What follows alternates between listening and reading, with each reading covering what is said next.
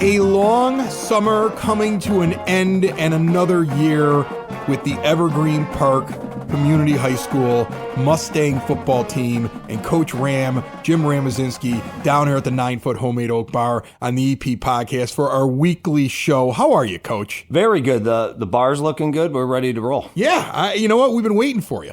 I'm excited. And you know what's great is that, like, Coach is the one that reached out to me. Like, I'm not even looking at the calendar. He's like, we're going to do the show? And I'm like, yeah, we're doing the show. What day is it? Like, you know, I had to send off my oldest to college, like, just about a week and a half ago. Like, my mind was on anything except for, like, stuff that was coming up in September. So I'm glad you reached out. I'm glad we're back doing it this year. You had an exciting year last year. I mean, as we kick this off, you've had time to think about it now. What did you think about your year last year, your first year? And what did you feel about it after the dust had settled and it had been a couple of months? Well, the first year is tough for a lot of reasons, mainly because you're kind of getting used to a new role, and for me, a new school, new classes, new students. But at the same time, I was fortunate because I knew a lot of kids from the neighborhood already from living around here. You live right up the block from the school, yeah. We have a great staff. My coaches were very helpful first year, and you got to lean on those guys. And I've known a few of them for years before that. We had a great relationship. Our coaches, they were fantastic. Our administration team was super supportive, but most importantly, we had kids that were really reliable and wanted to work hard. And we're able to achieve some success. We always want more success, of course, but we were happy with them. And then as the season progresses and ends, and you're in a whirlwind during it, you go to the playoffs, and it comes to an end. One of the biggest things that when I looked back and reflected on was I was just so proud at graduation, seeing those seniors go off. The majority of our seniors are going on to college, 4-year universities, and also we were fortunate enough to have 6 players go on to play at the next level. That's awesome. From last year. And, texting with some of those guys now, keeping in touch with them here and there. We're both busy, all of us. They're in season, I'm in season. It's just great to see. And, I'm just proud to be at the school, proud to be the football coach there. Very, very cool. So now you have a season approaching here, and I'm looking at your schedule. And we've talked about this before. We talked about it last year. You set up things with opposing schools that are outside of your conference, and it's like a 2-year agreement. You're 1-1. So that's your first 2 games of the season, right? Yeah. And so you've seen these teams before. You just switch where you're playing at. So Marengo's who you're going to start off with, and then Longwood. Then you finally have a home game. You have Oak Lawn. Thornton Fractional North is because of where you and they finished in the standings. Explain that to me real quick. Yeah, so the SSC conference, the South Suburban Conference, is broken down into 2 different colors. We're in the red side, and TF North is on the blue side. And how it works with your non-conference games when you're playing a team from the blue is it goes by how each team placed. So last year we took second in conference on the red side. TF North also took second on the blue side. They lost by, I believe it was 1 point to Lamont. Who won that side? Lamont ended up winning that side. So TF North they had a very competitive year. They were on the up. We're excited for the challenge when we get to that point. That's awesome. And then you got Shepherd, Eisenhower, Revis, Richards, Argo at the end of the season. So most of these you've seen before. That's the thing with high school football. Like, you see the same programs. So do you know how you've changed this year? Before we get into that, how do you gauge how all these teams have changed? Is that something you only focus on as you're approaching that week, or do you kind of have an inkling of where programs are going? You always have an inkling of where they're going, but to be honest, when you get week to week is when you really start breaking it down. Like, for example, looking at Marengo, like, I take their roster from last year, I take their roster from this year, I compare it to the film, I see who's back, who's not back, I see if they had returners not come back, I see, obviously key positions, QB, Is he back? Is he not? Did one of their players grow a foot and a half? Like stuff like that. Yeah. I look I mean, for it is high school. I got a nephew who's shooting up right now. No, definitely. And it's like, oh, man. I look for that, but I'm more trying to see, okay, what guys are back, at what positions, and, how many are back is a big question. I only seen me personally, I've only seen all these teams one time, with the exception of TF North. We've never faced that, or I've never faced them. And really, like I remember at my previous school when I was on year 5 or 6 being in the same conference, now you start to know teams really, really well. And you learn the coaches. Yes. You learn the coaches. You get tendencies and things. Yep, yeah, absolutely. That was, especially me being a defensive coordinator all those years, that was a big part of it. And it's good going into the games now, not just seeing it on film, but having seen it live with my own eyes to understand what the other team's strengths are, what maybe things that we can kind of exploit on them, and if we're successful at it. And the beauty is, though, I have a coaching staff that has been in this conference.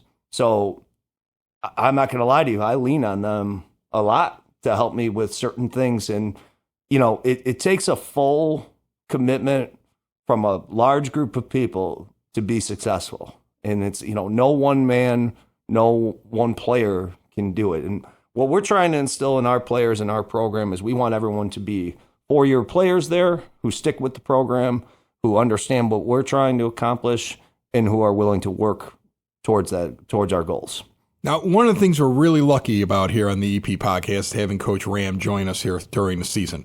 One of the things I've always wanted to avoid is become a scouting show for your opponent. Like, I never want to give away something that we never give away. I try not to give away too much. Yeah, you don't want to give away things things either. So, like, last year you had an injury at quarterback, and I remember we kind of danced around it a little bit because we don't want to give a competitive advantage to the other team. But now it's over, right? That quarterback has moved on. Did he go on to football? He's actually playing at McAllister College in Minnesota. He made a full recovery for his injury. Dejan was just such a phenomenal kid, such a phenomenal student. I know it hurt when he got hurt last year. It really bothered you, and I know that it because he's a good kid, and you're like, here's his senior year, and the thing's over. It really hurt. Yeah. It hurt me because I, of course, missed him at our starting quarterback. But even more importantly than that, just honestly, like seeing how much it hurt him made me really feel for him.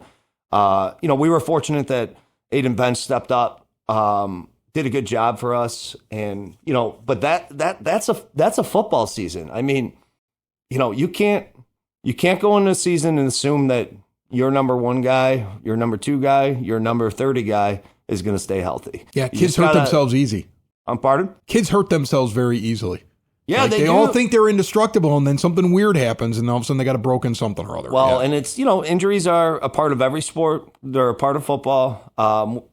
Creating a tough mindset for our kids is something that we're trying to do every day to understand, we're here to play football. We understand that, yes, things are going to happen, but we're still going to do it.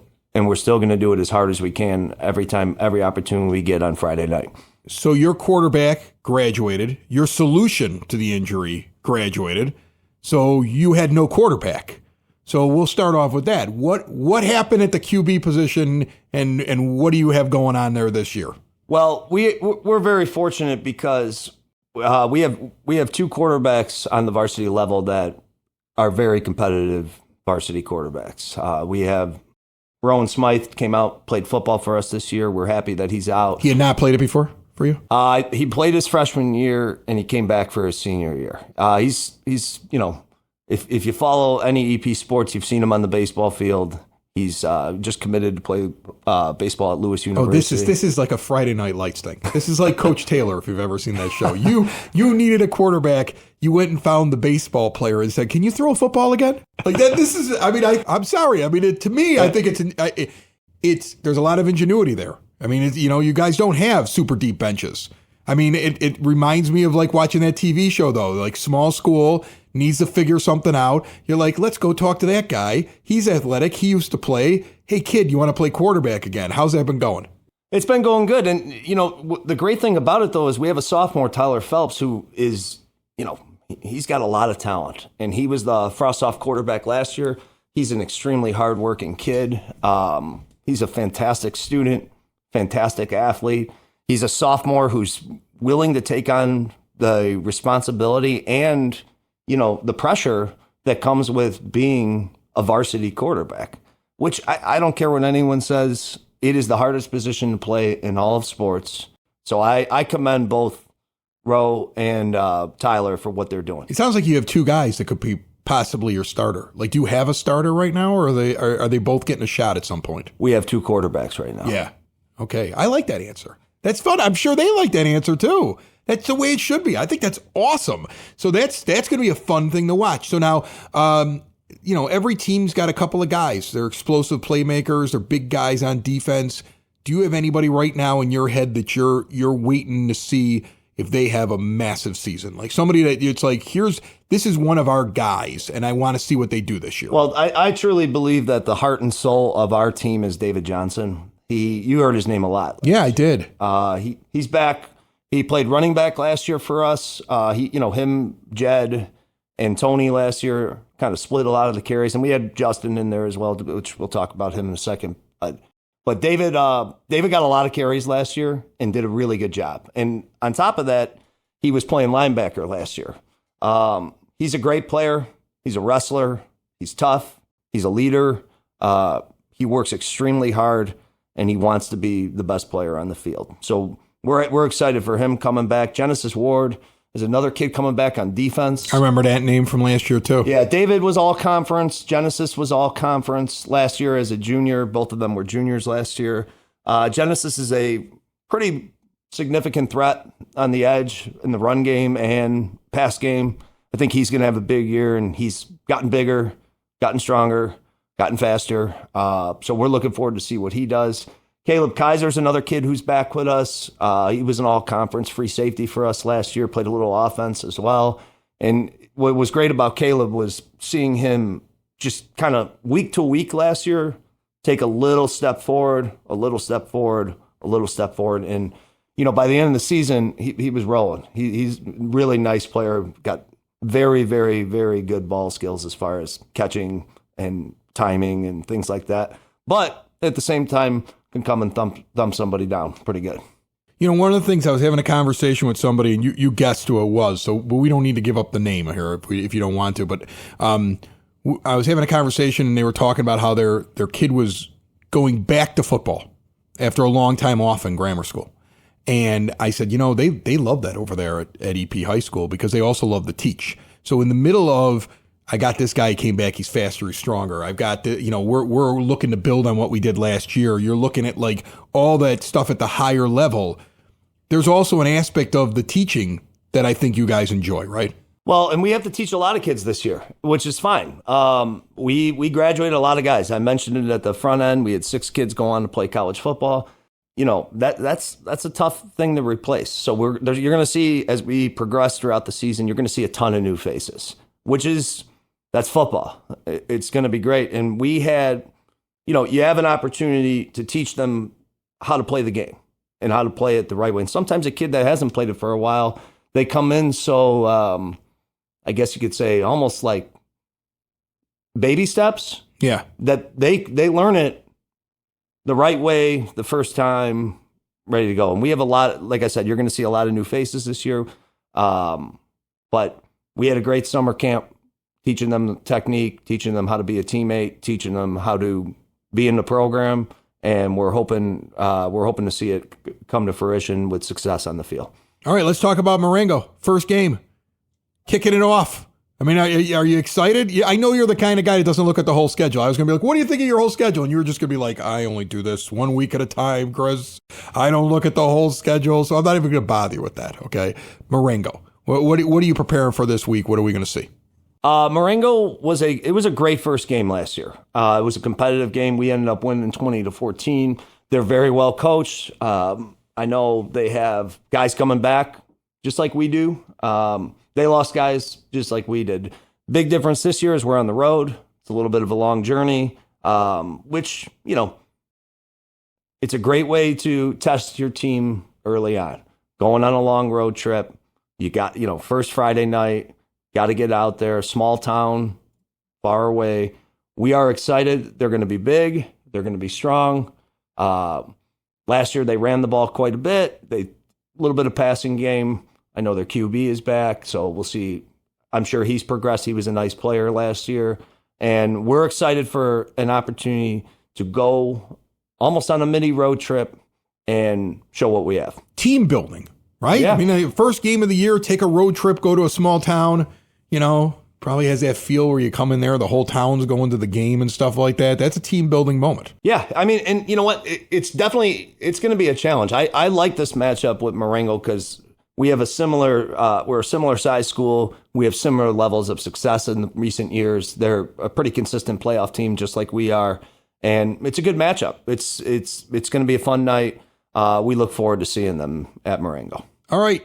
Evergreen Park Mustangs taking on Marengo on the road on Friday night, the 30th, kicking off a very long weekend for all of us, but they are just focused on that first game of the season. They're on the road for the first 2 weeks, and then they're home finally with Oak Lawn on the 13th of September. And Coach Ram is not even thinking about that right now because he just thinks about the game that is sitting directly in front of him. I'm looking forward to a fun year talking with you. And, I come into these things extremely confident because you seem confident whenever I talk to you. Like, I don't know anything about your team. I just look at your face and I'm like, I think we're going to be good this year. Well, I mean, you got to be confident because when your players see that you're confident, they gain their confidence. And, football, it's a long season. You got to ride the wave.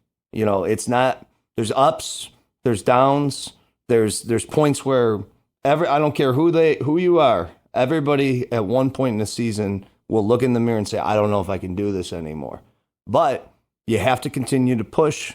We're trying to make sure our kids understand what it takes to be we want to be elite. We want to be elite. And we know it's challenging.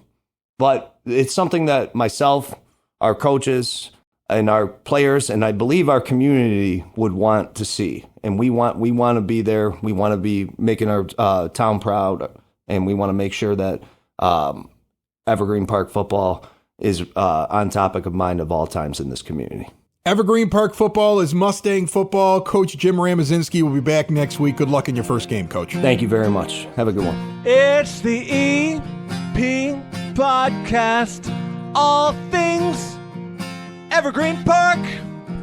It's the EP Podcast. Evergreen Park.